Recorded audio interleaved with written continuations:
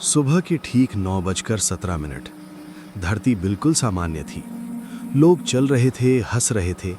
किसी को नहीं पता था कि ये आखिरी सामान्य पल है। और फिर बिना किसी चेतावनी के धरती रुक गई। न हिली, न कांपी, बस रुक गई। पूर्वी भारत के एक छोटे से शहर में 17 साल का जोनस रहता था, जिसे सितारों और पुराने रेडियो से प्यार था। छत पर एंटीना ठीक करते समय हवा चीख उठी, जैसे दुनिया फट रही हो। पक्षी हवा में ही गायब हो गए, पेड़ जमीन से चिपक गए, आसमान भागने लगा। धरती रुक चुकी थी, लेकिन हवा नहीं, वो रफ्तार बनकर सब कुछ तोड़ने लगी। जोनस दीवार से जा टकराया, जंग लगी पाइप पकड़ी, हाथों से खून बहने लगा। छतें टूट गईं, कांच बारिश बन गया और शोर अब तक की हर गड़गड़ाहट से ज्यादा। फिर अचानक सन्नाटा, डरावना, भारी, बिल्कुल खामोश। जोनस ने आंखें खोली। सूरज अपनी जगह पर जमे हुए था। आसमान गलत लग रहा था। धरती का आधा हिस्सा हमेशा के दिन में फंस गया, आधा हमेशा की रात में।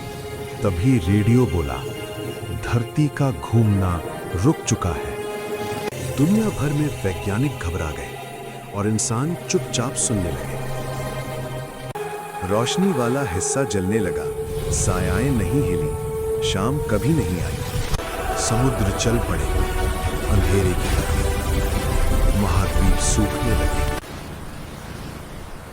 तूफान पहाड़ बन गए, आसमान फटने लगा। एक तरफ आग का राज था, दूसरी तरफ बर्फ का।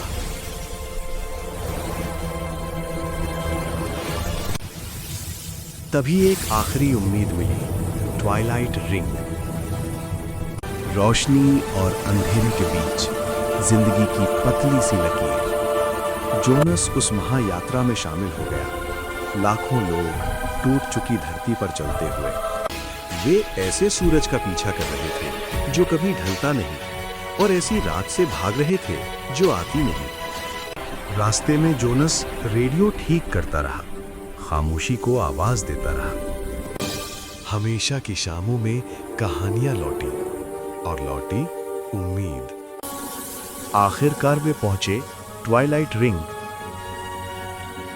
आसमान सितारों से भर गया, स्थिर लेकिन खूबसूरत।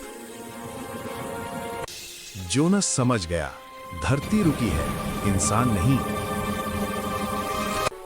साल बीते, हमेशा की धुंध में शहर बस गए।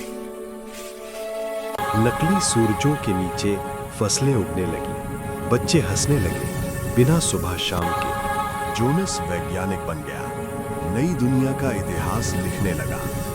और उसने रिकॉर्ड किया, हमने अपनी धरती की घूमन खो दी, लेकिन इंसानी दिल की घूमन नहीं।